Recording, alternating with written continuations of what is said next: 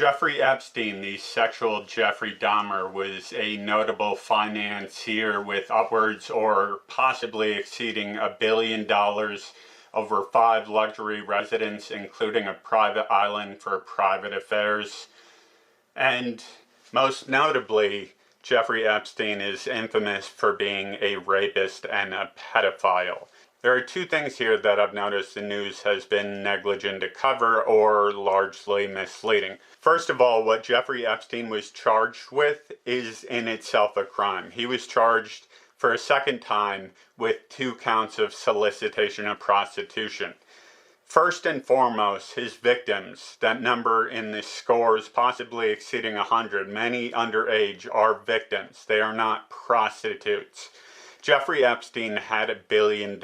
When you have $1 billion, everybody in your sphere is paid by you. That's what being rich is like. If you don't believe me, listen to Chris Rock talk about being rich. I couldn't find a clip of it, but this is an excerpt from Chris Rock's Tamborine, his most recent special on Netflix. And the crazy thing is, so after you get through the custody thing, then you gotta divide the money. That's some fucking scary shit, man. And whoever makes the most money has to pay the legal fees for the other person. So I had to pay for a lawyer to divorce me.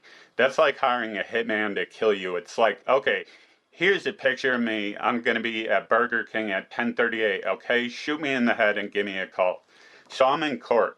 Yeah, one day I'm in court and I'm just looking around and, you know, she got 3 lawyers, I got 3 lawyers, shit's expensive as fuck. She got 3 lawyers, I got 3 lawyers, the judge, the bailiff, the stenographer, and I'm looking at all these motherfuckers like, I was like, wow, look at this whole town just here. And I'm looking at all these people and I realize like everybody in this room is far more educated than me.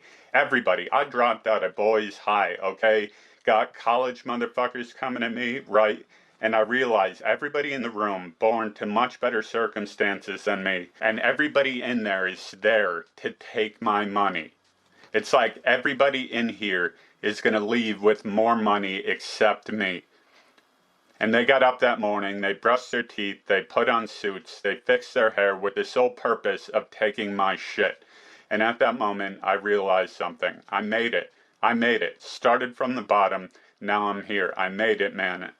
And after that, I was like, fuck it, take it, whatever you need, take it. I'll be all right. I'm going to work. It's going to be good. So it's key that we remember the victims for being victims and hold them to a higher esteem. The other thing that is largely misleading is that New York City medical examiner Barbara Sampson declared Jeffrey Epstein's death to be a suicide, while Jeffrey Epstein's lawyers say that his death was much more consistent with a murder than a suicide. And that's putting it mildly. The autopsy showed that Jeffrey Epstein had 3 fractures to his hyoid bone in his neck. A study from 2010 to 2016 showed that in 264 hangings, only 16, a mere 16, showed just damage in the hyoid bone. For Jeffrey Epstein to have fractured his hyoid bone in 3 places alone by himself in a jail cell is statistically impossible. It's an impossibility.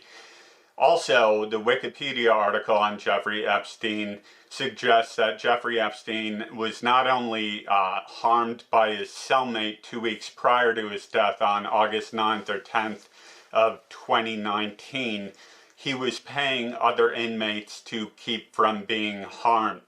So what do we have here? We have a history of violence towards Jeffrey Epstein in the Metropolitan Correctional Center in New York City. There is a pattern of abuse and fear for his safety and the statistical impossibility of fracturing your own neck in 3 places in a jail cell. There is no way to do it. It's impossible. Jeffrey Epstein was murdered. There's no ifs, ands, or buts about it.